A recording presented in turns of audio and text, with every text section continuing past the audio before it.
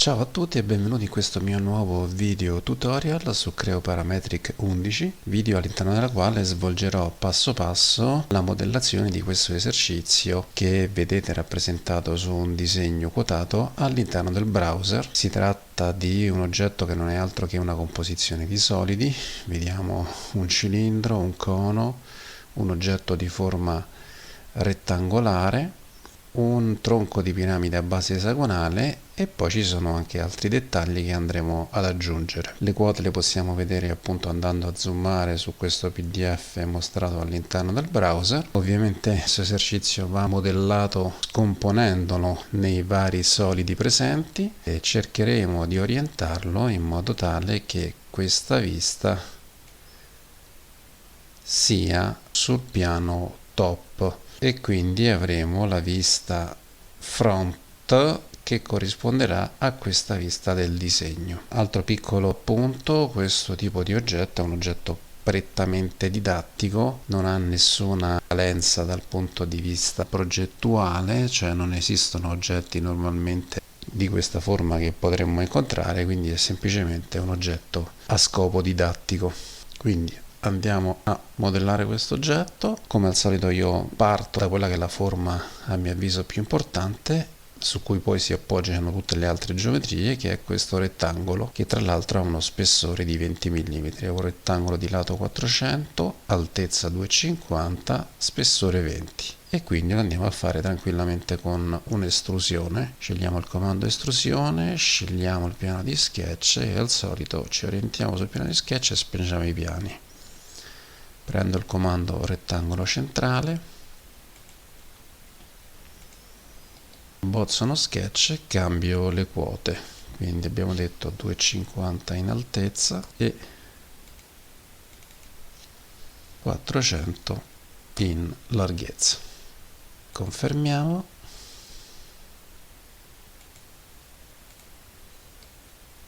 Secondo me è più comodo renderlo simmetrico. Gli diamo l'altezza giusta, che deve essere un 80, il valore che vediamo qui.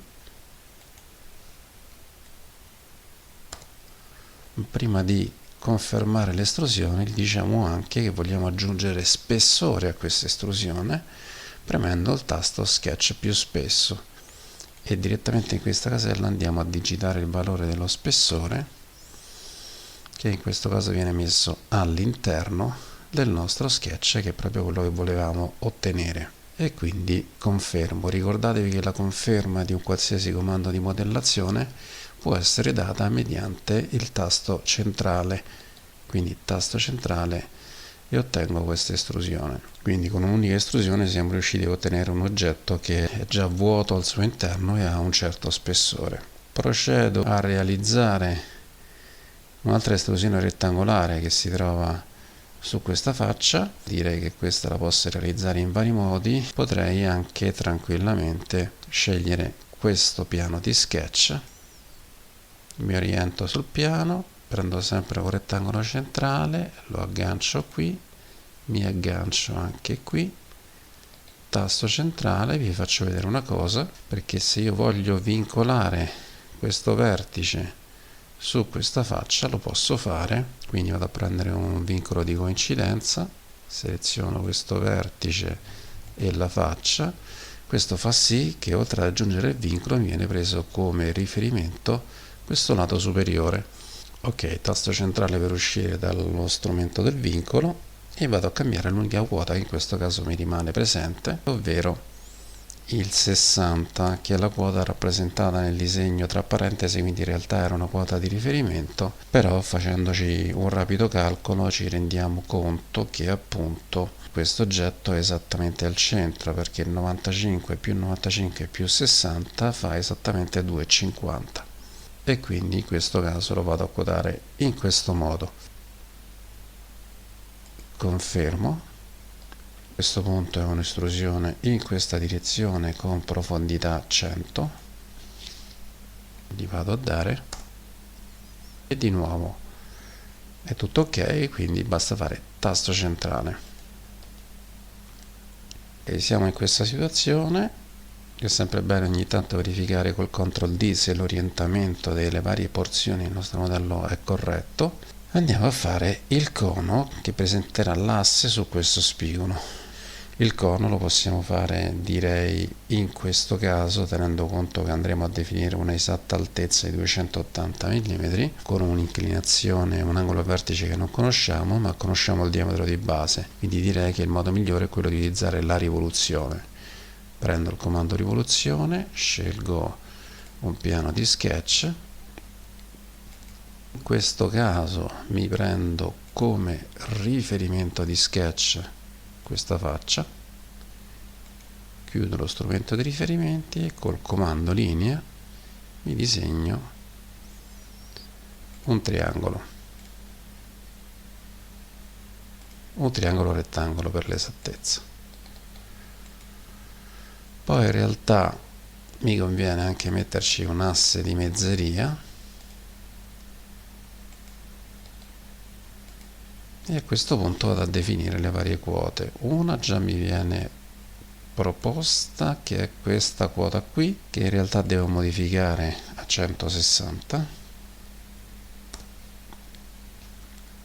La quota di altezza non ce l'ho, quindi me la vado a creare con lo strumento delle quote all'interno dello sketch, selezionando anche direttamente questo cateto, tasto centrale, e questa deve essere 280. Ok, ho fatto sparire una quota che non aveva molto senso, aggiungendo un vincolo di verticalità a questo asse di mezzeria. Quindi confermo, visto che l'asse è già definito, viene preso come asse di rotazione e quindi ottengo questo cono e confermo nuovamente. Ora passo alla costruzione di questo cilindro che vediamo qua di diametro 140 e altezza 100. In questo caso probabilmente mi conviene partire dal basso, sempre col comando estrusione, scelgo questo piano di sketch. A questo punto, rimanendo anche in 3D, prendo il comando cerchio e mi aggancio a questo centro. In questo caso abbiamo detto il diametro è 140. Confermo, il verso che mi propone di estrusione non è quello che serve a me, clicco sulla freccia e inverto il verso di estrusione di conseguenza e cambio il valore della profondità di questa estrusione, che deve essere un 100. Confermo ancora, CTRL D.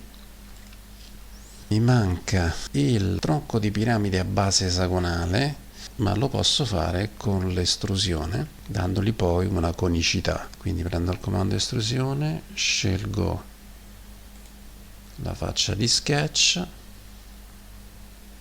mi conviene a mio avviso prendermi come riferimento la superficie cilindrica e poi anche, direi, questo riferimento qui e questo riferimento qui.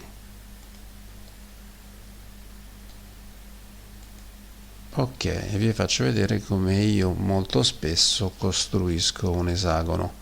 Premo la modalità costruzione, prendo il cerchio, lo piazzo qui, ne faccio un secondo qui e a questo punto disattivo la modalità di costruzione e unisco i punti di intersezione dei tre cerchi e anche i centri dei due cerchi esterni. E in questo modo ottengo una bella figura esagonale. Confermo, l'altezza in questo caso è 50.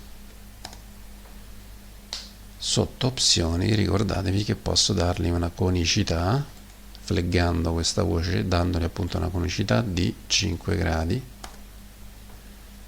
e confermo ancora.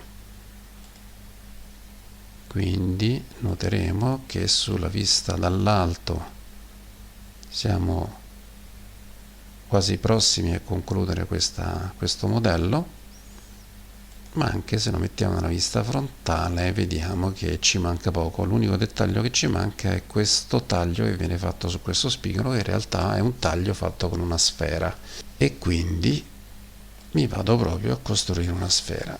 anche la sfera sono costretto a disegnarla col comando rivoluzione. Prendo il comando rivoluzione, scelgo un piano su cui andare a disegnare lo sketch, questo, mi prendo come riferimento questa faccia e direi che mi prendo come riferimento anche questa. A questo punto prendo il comando per disegnare archi, centro ed estremi e disegno un arco centrato lì e che fa così. Lo chiudo con una linea, tendo da qui e chiudendolo qui.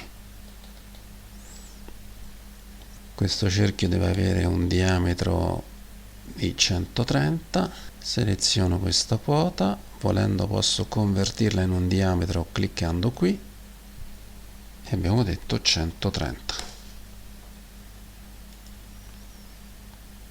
Ok, in questo caso potrei anche non mettere l'asse di mezzeria e comunque qualora mi dimenticassi di mettere l'asse di mezzeria posso comunque fare una rivoluzione, quindi confermo lo sketch, gli devo solo selezionare come asse di rivoluzione questo spigolo.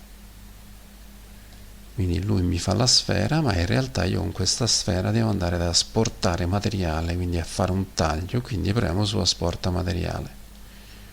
Confermo. CTRL D per controllare se è tutto corretto. Ci mettiamo anche nella vista dall'alto,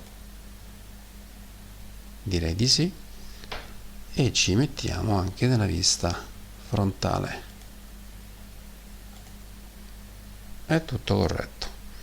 Quindi vi saluto, mettete un like, attivate la campanellina e eventualmente fate dei commenti se avete domande su questo disegno, di cui vi metterò il link in descrizione. Ciao a tutti e ci vediamo al prossimo video.